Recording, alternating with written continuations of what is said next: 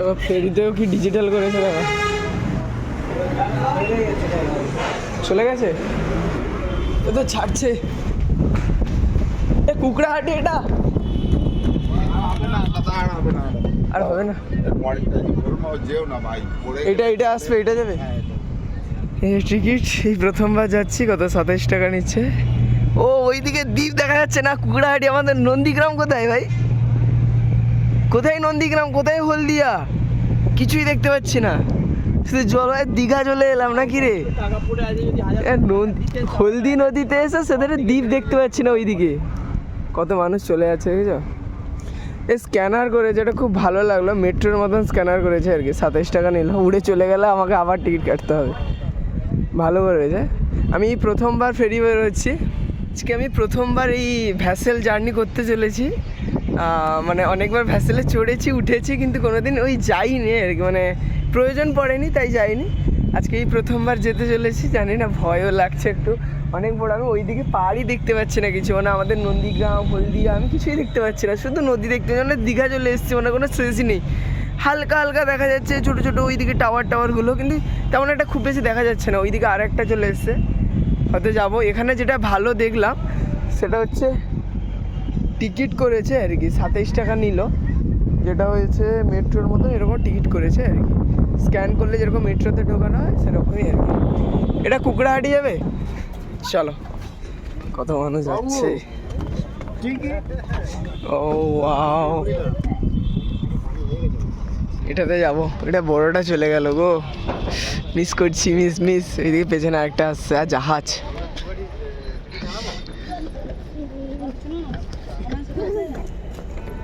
সবাই বেরিয়ে এলে আমরা যাব। ওই যে পেছনে যেটা যাচ্ছে ওগুলো হচ্ছে কি একটু স্পিড বেশি, মানে তাড়াতাড়ি যায়। এটা তো 1 ঘন্টা মতন লেগে যাবে নিয়ার অ্যাবাউট, আর ওগুলো হয়তো পুনে মানে 45 মিনিট মতন লাগবে। কিন্তু এটাতে একটু রোলিং বেশি হবে, যেহেতু ছোটো না, এটা একটু ছোটো আছে। আর যেটা বেরিয়ে যাচ্ছে ওটাতে একটু রোলিং কম হবে, যেটা বেরিয়ে যাচ্ছে এই সাথে। আর একটা জিনিস হচ্ছে ভুলে গেলাম। আরেকটা জিনিস হচ্ছে ওটাতে আমি সিট পেতাম না, দাঁড়িয়ে দাঁড়িয়ে যেতে হতো। এটাতে আমি সিট পেয়ে যাবো, এটা একটা ভালো জিনিস।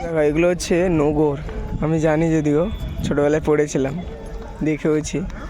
যত বড় হয় তত বড় এগুলো হয় আর কি। যখন বড় ফিশিং করতে যায় যে সমস্ত ট্রলার, সেগুলো দেখলে অনেক বড় এবং ওয়েটফুল হয়, এবং সেগুলো মেশিনের দ্বারা ফেলা হয় আর কি। এটা এই যে দাঁড়াগুলো আছে এগুলো হচ্ছে গিয়ে মাটিতে কামড়ে বসে থাকে, বাকিটা আপনারা সবাই জানেন, যাতে করে ওরা একটা জায়গায় স্থির হয়ে দাঁড়িয়ে থাকতে পারে এবং ফিশিং করতে পারে। ওইদিকে একটা পাখি দেখো কত সুন্দর। এটা যে ডায়মন্ড হারবার ফেরিঘাট। একটা ট্রলারে কত মানুষ বুঝতেই পারছি না, শুধু বেরোতেই আছে 8 ঘন্টা ধরে লাইন ধরে। এত মানুষ, 200-300 জন, একটা ট্রেনের কামড়ার থেকেও বেশি জন ছিল।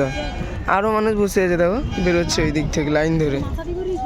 ছোট্ট একটা ট্রলারে, উপরে কেউ নেই, ইঞ্জিন আছে, ড্রাইভার আছে, নিচে সিট আছে। কতজন রে ভাই, বেরোতেই আছে ভাই, 8 ঘন্টা ধরে বেরোচ্ছে। ড্রাইভার কাকাকে দেখো টাকা কুড়োচ্ছে, এই দেখো টাকা, আরে কয়েন।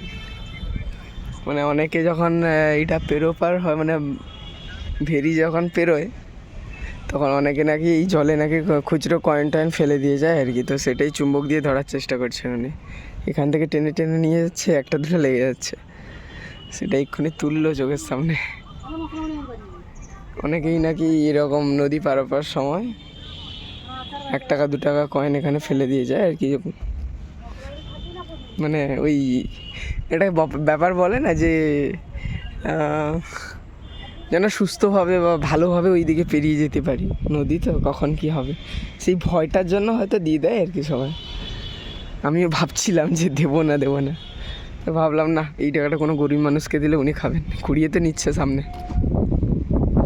পড়েনি।